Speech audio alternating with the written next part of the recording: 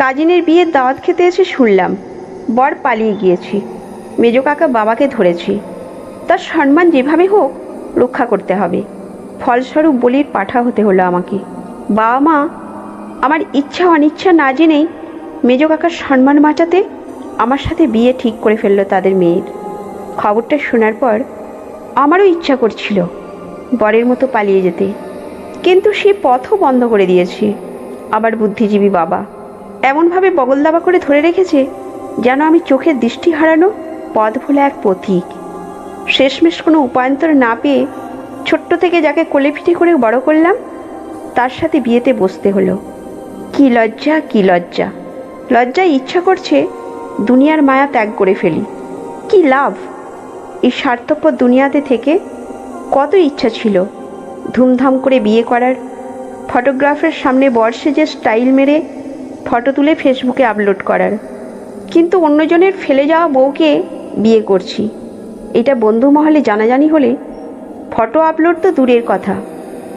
বাবাকে অনেক করে বোঝানোর চেষ্টা করলাম, কিন্তু বাবা মা আমার এক কথার মানুষ। সে তার ভাইয়াকে একবার যখন কথা দিয়েছে তখন সে কথা দুনিয়া উল্টে গেলেও নড়চড় হবে না। যে মেয়েটা সারাদিন ভাইয়া ভাইয়া করে মুখ দিয়ে ফেনা তুলে ফেলতো সে এখন আমাকে বর বলে ডাকবে, আর আমিই বা তাকে না, আর ভাবতে পারছি না। বন্ধুরা এসে সবাই ধরেছে, মামা তুমি জিতছ, সুমি তো আর কম সুন্দরী না, তোর মতো বলদের কপালে অমন একখানা মেয়ে জুটেছে, তোর 7 কপালের ভাগ্য। যা রুমে যা, নতুন বউ ঘরে রেখে বাইরে মশা মেরে কী লাভ? কথাগুলো বলে এক প্রকার জোর করেই ভেতরে ঢুকিয়ে বাইর হতে লক করে রেখে চলে গেল। এই প্রথম নিজের রুমে ঢুকতে গিয়ে সংকোচ বোধ হচ্ছে। ভিতরে ঢুকে বিছানার কাছে যেতেই সুমি ঘোমটা তুলে বলল, ভাইয়া কেমন আছো? ভেবাচাকা খেয়ে চুপচাপ দাঁড়িয়ে রইলাম। স্বামী কম, বড় ভাই ফিলিংসটা বেশি হচ্ছে। ইচ্ছা করছে মাথায় হাত দিয়ে আশীর্বাদ করে দিই। বড় ভাই হিসাবে এতটুকু তো করতেই পারি। নিজেকে শান্ত করে বললাম, আচ্ছা দেখো, এখন তো আমরা স্বামী স্ত্রী, তাই না? বিয়েটা যেহেতু হয়ে গিয়েছে আমাকে এখন থেকে আর ভাইয়া ডাকবে না, কেমন? আচ্ছা ঠিক আছে ভাইয়া। আবার পরদিন সকালে নাস্তার টেবিলে সবাই বসে নাস্তা করছি। এমন সময় সুমি পরোটা দিতে গিয়ে বলে বসলো, ভাইয়া তোমাকে আর একটা পরোটা দিই? আমার তো লজ্জায় মাথা কাটা যাওয়ার মতো অবস্থা। এদিকে মাথা তুলে দেখলাম বাবা মা দুজনেই মুখ টিপে হাসছে অন্যদিকে তাকিয়ে। ভীষণ রকমের রাগ উঠল, এইভাবে আমার জীবনটা তেজপাতা বানিয়ে দিয়ে আবার হাসছে। এতদিন কি তাহলে মা সত্যি বলতো? আসলেই কি আমাকে হাসপাতাল থেকে কুড়িয়ে এনেছিল? অনেক বুঝিয়েও সুমির মুখ থেকে ভাইয়া ডাকটা বন্ধ করতে পারিনি। ও যখন বেশি রকম এক্সাইটেড হয়ে যায় তখন আমাকে মাঝে মধ্যেই ভাইয়া ডেকে ফেলে।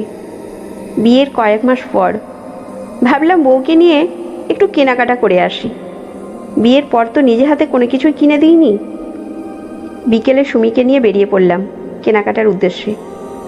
বেরোবার সময় পই পই করে বলে দিয়েছি যাতে লোকজনের সামনে কোনোভাবেই আমাকে ভাইয়া না বলে। কয়েকটা দোকান ঘুরলাম, সব কিছু ঠিকঠাক, একবারও ভাইয়া ডাকেনি। তা দেখে আমিও খানিকটা আশ্বস্ত হয়েছি, হয়তো মেয়েটা এবার একটু হলেও বুঝেছে আমার মনের বেদনাটা। কিন্তু না, বিপত্তি তার ঘটনাই লাগবে।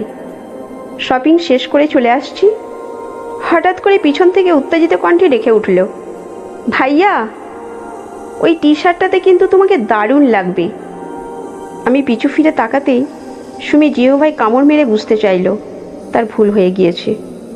হাজার হলেও বউ তো, আর পুরুষের জন্মই তো হয়েছে ক্ষমা করার জন্য। দিলাম ক্ষমা করে। চুপচাপ গিয়ে টি শার্টটা কিনে নিলাম। দোকান থেকে বেরোতে যাব ঠিক তক্ষুনি পাশ থেকে একজন মাঝবয়সী ভদ্রমহিলা ডেকে বলল, ওটা তোমার বোন? খুব মিষ্টি তো দেখতে, বিয়ে হয়েছে? আমি রাগ চেপে রেখে বললাম, না আন্টি, তবে সুযোগ্য পাত্র পেলে দিয়ে দেব। আর কতদিন বাবার ঘরে বসিয়ে বসিয়ে খাওয়াবো?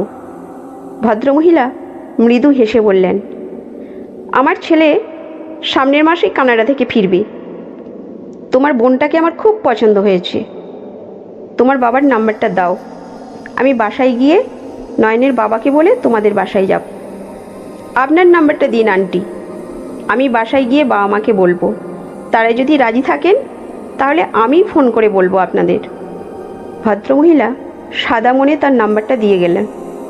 একটু পরে সুমি এসে জানতে চাইলে বললাম, ভদ্রমহিলা তার ছেলের জন্য তোমাকে পছন্দ করেছেন। আমি ফোন দিলেই মহিলা তার স্বামীকে নিয়ে দেখতে আসবে তোমাকে। সুমি দাঁত কড়মড় করে বলল, কি বলছো এসব? নিজের বউকে আবার বিয়া দিবা? কথাগুলো বলতে এতটুকু বাঁধল না তোমার মুখে? বাঁধবে কেন? মানুষ সমাজে যেভাবে মুখটা হাঁ করে ভাইয়া বলে চেঁচিয়ে ওঠো, তাতে তো যে কেউ ধরে নেবে তুমি আর আমি ভাই বোন। সেদিনের পর থেকে আর কখনো সুমি আমাকে মানুষের সামনে ভাইয়া বলে ডাকেনি, আর আমাকেও বিপত্তিতে পড়তে হয়নি। বিয়ের 1 বছর পর দোকানে খদ্দের সামলাচ্ছি, এমন সময় দেখলাম সুমি ফোন দিয়েছে। আমি রিসিভ করে লাউডস্পিকারে দিয়ে বললাম, হ্যাঁ বলো। ওপাশ হতে খুশিমাখা কণ্ঠে চেঁচিয়ে বলে উঠল, ভাইয়া আমি মা হতে চলেছি। কথাটা শুনে দোকানে থাকা কাস্টমাররা সবাই একজোটে বলে উঠল, কনগ্র্যাচুলেশন আশিক ভাই, আপনি মামা হতে চলেছেন। কলটা কেটে দিয়ে খানিকক্ষণ চুপচাপ দাঁড়িয়ে থেকে নিজের মনেই বললাম, তুমি আর এ জন্মে শুধরাবে না। নিজের বিয়ে করা বউ এমনভাবে মা হওয়ার সংবাদটা দিল, নিজের এখন বাবা কম, মামা হওয়ার ফিলিংসটা বেশি হচ্ছে।